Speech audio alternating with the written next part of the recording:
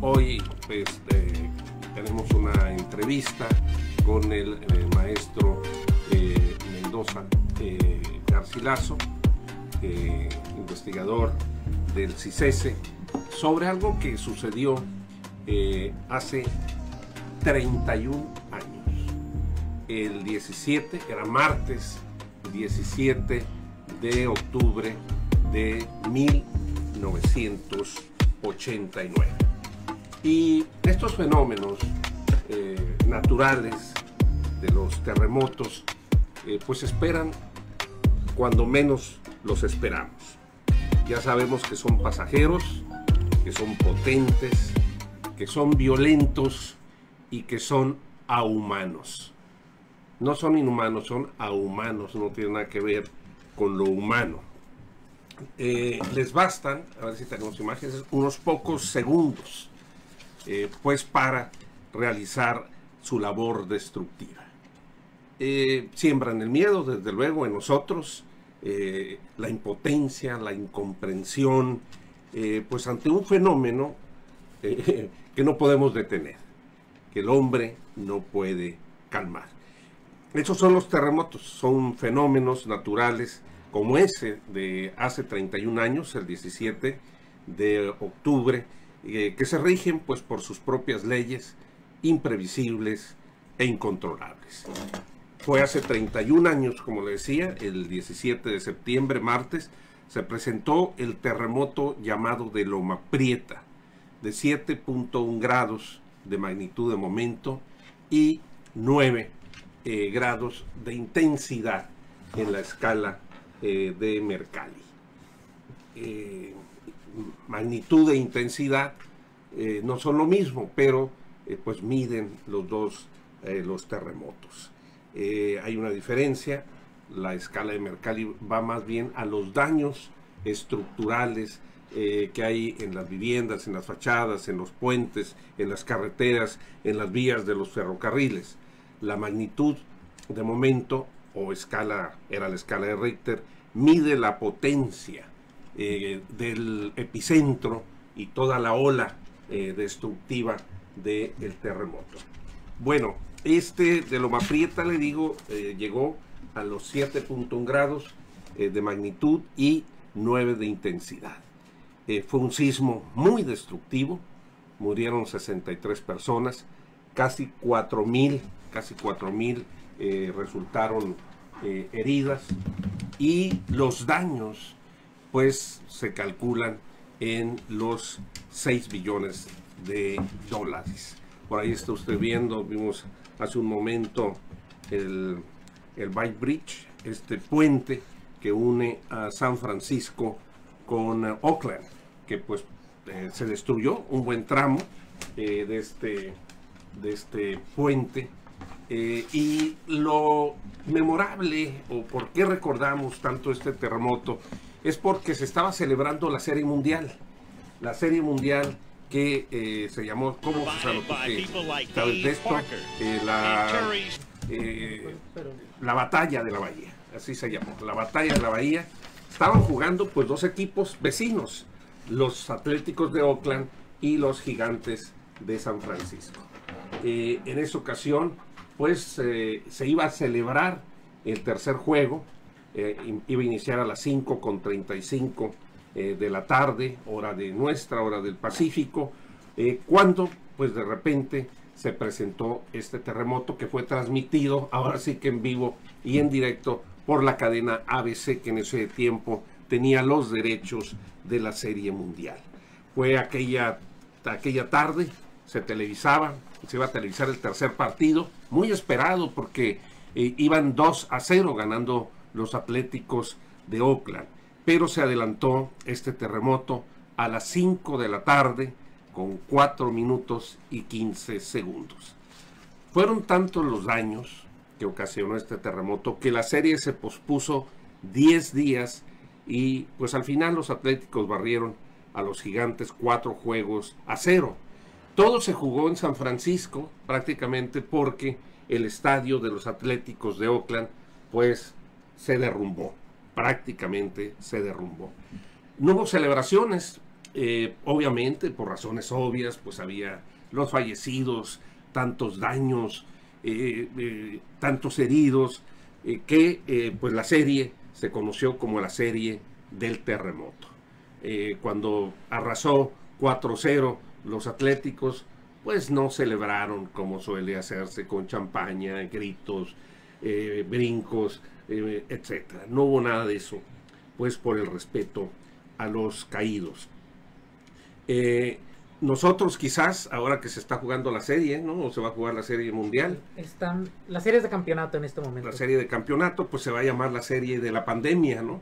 Yo creo que por eso también es importante rememorar lo que sucedió aquel 17 de octubre del 89 del siglo pasado.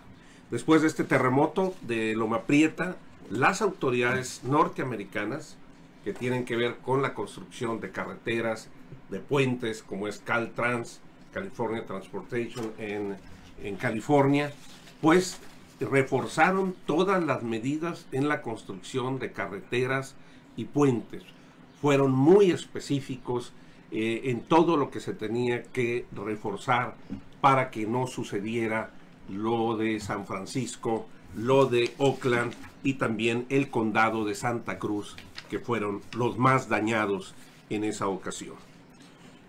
Nosotros vivimos en una zona pues de peligro, esto ya lo hemos comentado en varias ocasiones.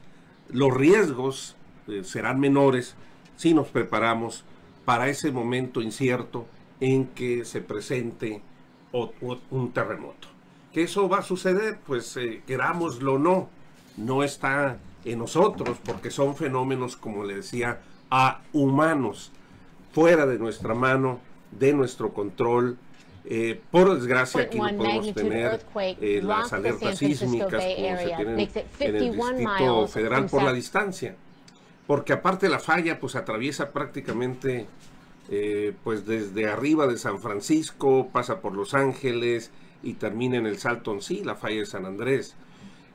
Hay otras fallas como la de Imperial, esta que estaba dormida de 2010, que nos tocó ese terremoto terrible e intenso del 4 de abril del 2010. Bueno, hoy hace 31 años pues que sucedió esto en San Francisco. Fue una tarde de martes triste, martes 17, y desde luego pues una serie mundial atípica que se jugó prácticamente toda ahí en el estadio de la Bahía de San Francisco, que luego pasó a ser de estadio de béisbol a estadio de fútbol americano. Y bueno, pues esa fue la historia de esta batalla de la Bahía. Está el maestro Mendoza para platicar con él. Maestro, ¿qué tal? Hasta Ensenada, al CICESE. Muy buenas tardes, perdón por la espera, maestro. Don Antonio, a sus órdenes. Sí, aquí estamos listos. Estoy escuchando muy atento.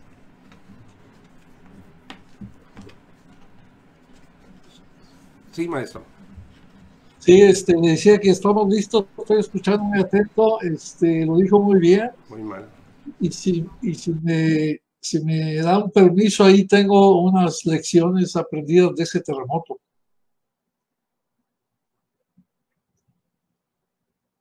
¿Me escucha?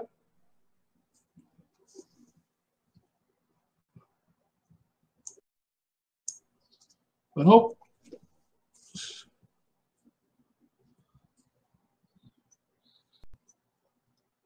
No se escucha. ¿No me escucha, maestro? Ahorita sí. Ahorita ya lo escucho.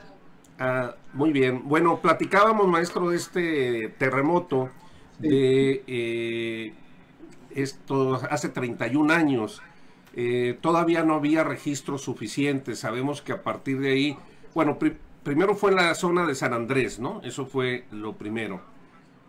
Y sí, en segundo lugar, a partir de ahí se tomaron muchas medidas en California para prevenir cualquier otro terremoto o cualquier otro sismo de gran magnitud. Se reforzaron todas las medidas, es lo que sabemos. Sí, definitivamente en esos años fue donde empezó a cambiar ya la visión de los terremotos. Habíamos tenido la de 85, donde decían por qué se caen edificios a 300 kilómetros del epicentro. En San Francisco también, en Marina del Rey, hubo muchos daños alejados del epicentro. Entonces empezábamos ya a entender lo que le llaman efectos de sitio. Quisiera contar algo, lección que me dio don Antonio. Si usted recuerda, en 1987 se dañó el Hospital General de Mexicali con los sismos de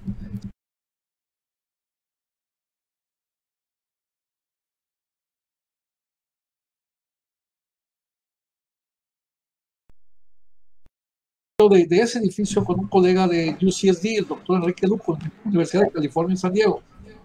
Así que estábamos estudiando el edificio cuando estaba dañado. Era una oportunidad de estudiar un edificio dañado porque luego iba a ser reparado. Entonces queríamos saber los cambios que iba a tener en su comportamiento. ¿Okay? Entonces en ese tiempo asistía yo mucho a La Joya, a la universidad. Algo que me comentó el doctor Enrique Luco sobre este terremoto fue que meses antes Caltrans se había acercado a la universidad para pedirle una asesoría y le dijo a la universidad, esos dos puentes, el Nimitz y el otro que se cayó, deben de ser reforzados, ya están muy débiles. Afortunadamente Caltrans aceptó y firmaron por escrito que lo iban a hacer, nomás iban a buscar el recurso. En eso pues estaban, viene el terremoto y ocurren los daños y las muertes. E inician la serie de demandas. Y esas demandas fueron leves o menores gracias a ese acuerdo firmado entre la Universidad de California de San Diego y Caltrans. Eso le quitó mucho. En todo lo que dijo Caltrans, te voy a dar recursos, lo que me ahorré, para que aumente la investigación ahí en La Joya. Y ahí se inició la investigación de la nueva forma de las columnas, como bien lo mencionó. Cambiaron las formas de las columnas a redondas, cambiaron el varillaje, cambiaron una serie de cosas que lo llevaron a cabo en todos los puentes de California. Entonces, la lección es cómo un terremoto que para unos es desgracia, retraso, para otras disciplinas es una ventana de oportunidad. De ahí la Universidad de California de San Diego, que era la 13ª a nivel nacional en el ranking, en el posicionamiento en ingeniería, se fue al tercer lugar. Y ahorita está en esas posiciones. Ese terremoto le dio la oportunidad. Maestro, este terremoto, como usted dice, pues dio la oportunidad de reforzar edificios públicos, los puentes, los freeways, como se conocen allá al otro lado.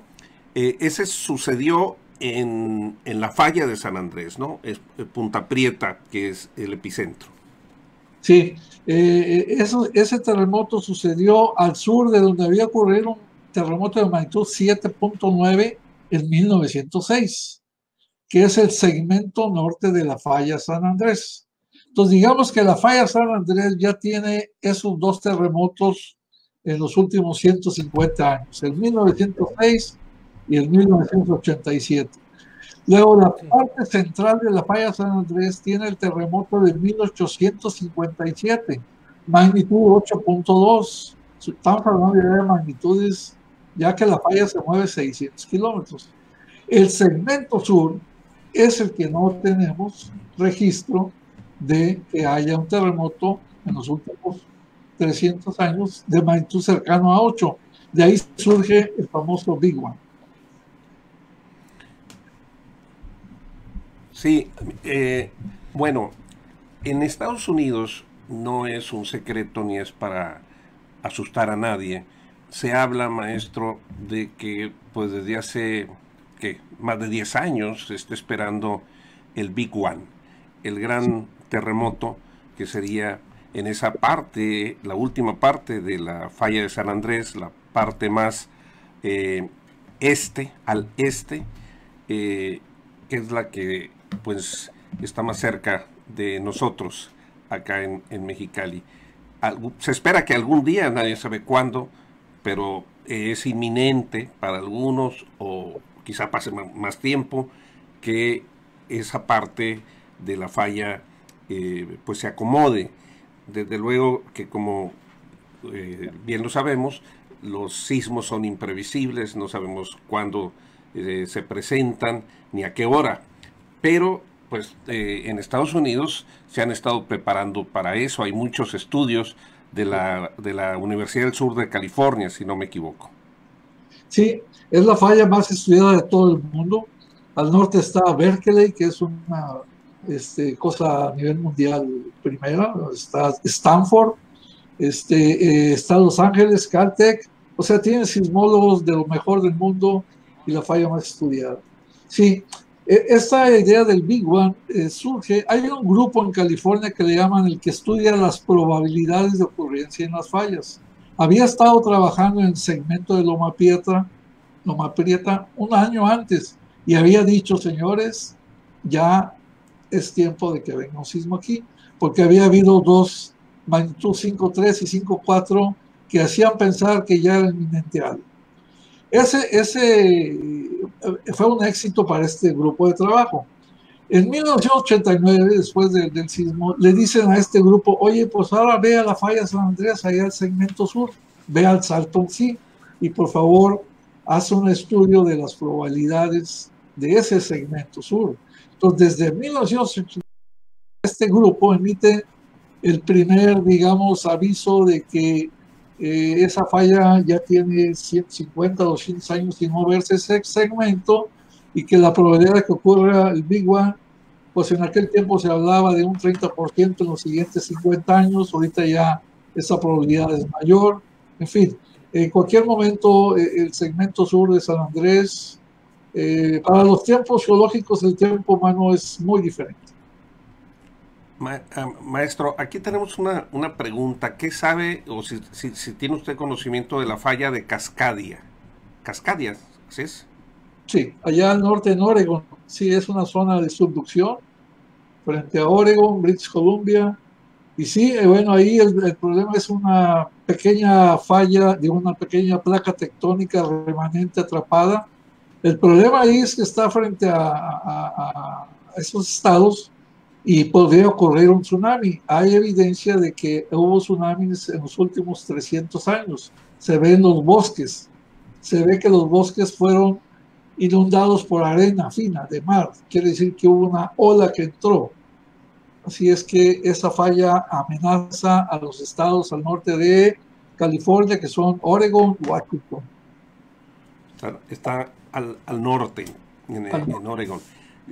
Maestro, bueno, desde luego que yo lo comenté hace un rato, el peligro de vivir en una zona sísmica, pues es como vivir en una zona de huracanes, pues eso no se puede ni disminuir, ni evitar, ni alejar. Pero los riesgos sí, que es lo que han hecho en California con el reforzamiento de las edificaciones y en la construcción de las obras viales. Por desgracia, parece que en Baja California nos hemos quedado rezagados con todo lo que se avanzó después de ese gran susto y de estos daños enormes que dejó el terremoto de 2010, sobre todo en el Valle de Mexicali, en todos los canales, el sistema de riego, los drenes y los caminos del Valle de Mexicali.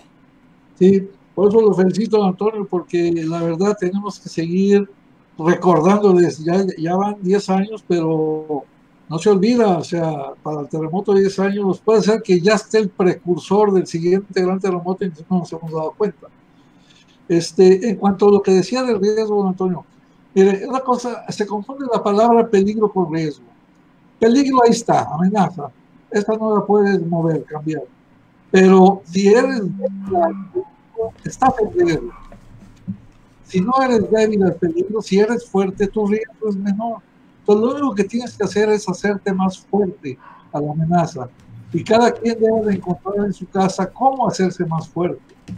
Cómo hacer que su casa no tenga daños mayores, no haya pérdida de vidas, haya víveres, etc. Eso es lo que los mexicalenses que no se quieren ir ahí, están muy contentos en su tierra, pues tienen que seguir aprendiendo a vivir con las fallas que tienen ahí muy cerca, la Imperial, la Cerro Prieto y la San Andrés.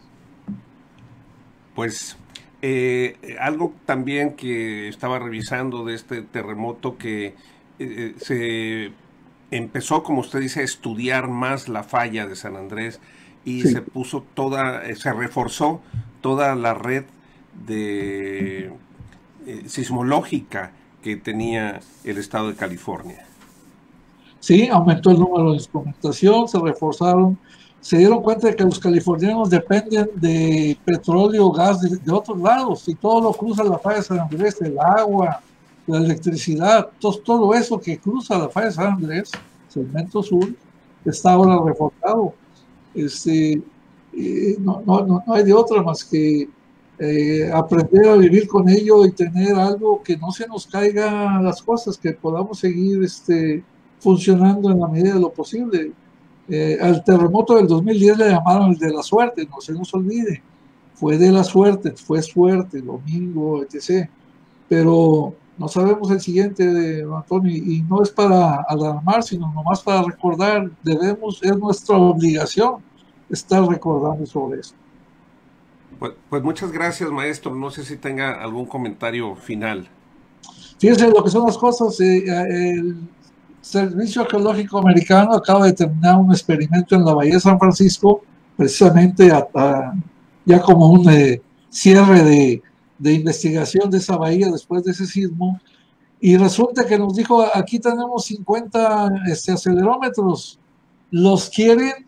¿Y qué cree que dijimos? No sé, maestro. Que sí. Están en San Diego, estamos viendo ahorita la forma de que se haga la donación. Nos van a donar 41 acelerómetros y la idea es instalarlos en las ciudades, en más edificios, en más sitios, mejorar la cobertura en Baja California. Pues qué buena noticia, maestro.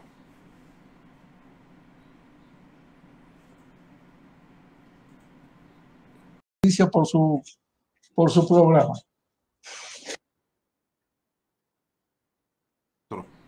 Con gusto, aquí estamos a la orden. Pues qué buena noticia y muchas felicitaciones. Muchas gracias. Al CICESE y en especial al maestro Mendoza Garcilaso. Muchas gracias, maestro. Un saludo hasta Ensenada. Bueno, el maestro Mendoza Garcilaso, sin duda, es la persona más experta, que más ha estudiado todo el sistema de fallas desde que empezaron en el 2008 los temblores en lo que es la falla de Cerro Prieto, que generalmente en todos los registros sismológicos aparece como Guadalupe Victoria, pero realmente es en la falla de Cerro Prieto. Otra falla pues que se puede mover es la de la falla esta que también cruza muy cerca de Mexicali, Susano, que termina allá en el ejido, bueno, pasa por el ejido Saltillo, la falla de Imperial. Y desde luego, pues, bueno, nadie se esperaba que se moviera la falla de la Laguna Salada, pues no, ni siquiera en el mapa la contábamos. Y bueno, desde luego, la gran falla de San Andrés, que empieza ya en el Océano Pacífico, arriba de la bahía de San Francisco, y le digo, cruza por Los Ángeles hasta llegar a el Valle Imperial.